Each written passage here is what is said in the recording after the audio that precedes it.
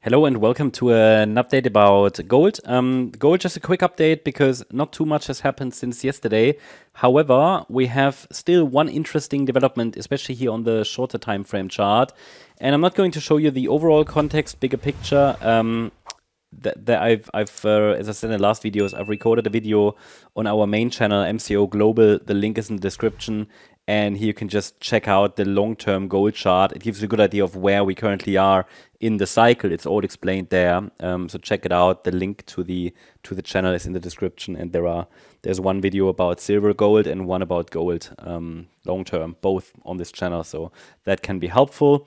But what happened here in the short term is obviously that yellow count preferred. Wave 4 is currently unfolding after a third wave likely topped on the 11th of February. I mean, that is the current idea and thesis. We have an A wave down, we have a B wave up. And here, my communication from yesterday was that we might see one more high. So we had in this wave 4 an A wave, and then in the B wave, the AB. And then I shared with you yesterday the micro count. 1, 2, 3, 4, 5. It's actually a pretty perfect 5-wave move up in wave C. Just need to double check here. Just change something. This needs to be swapped, the wave 5 and the wave C. So, like that. So we have 5 waves up in wave C. It reached standard resistance for a high B wave. So B waves can be high. Shouldn't break above 2,992 or the structure will shift.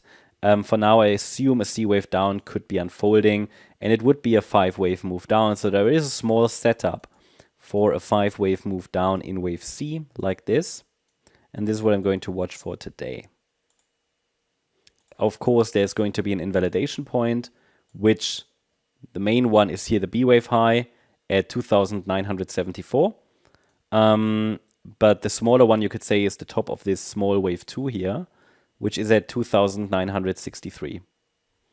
And then the question is, okay, where should that C wave go to? Wave C of 4. Can we calculate that? Well, first of all, we've got these previous swing lows.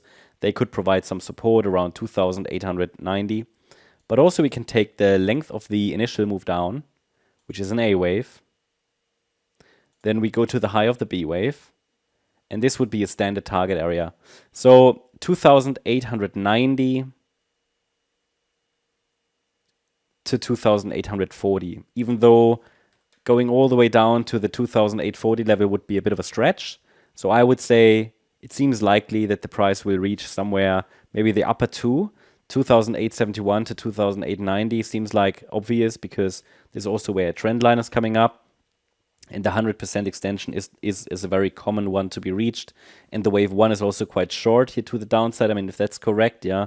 And then, yeah, this seems to be good. This seems to be fine in terms of proportions. Now, there's one more level that now needs to be broken to confirm that further, which is here the swing low that formed on Wednesday at $2,934. But overall, this seems to be pretty much on track, yeah, for lower prices for now. That can, of course, change. Alternatively, I mean, if this is the yellow count, the B wave should have topped, right? If we now break above the high, then I think it is more likely that we're dealing with already an unfolding wave 5. But for now, this seems to be the more likely option, but only as long as we stay below the 2,963 level. So it's just a quick update. Hope you liked the update. If you did, please hit the like button, leave a comment, and subscribe. And if you're interested in daily updates about the S&P 500 as well as regular updates about stocks, feel free to check out our stocks and S&P 500 service. You'll find the link in the description. Thank you very much. Bye-bye.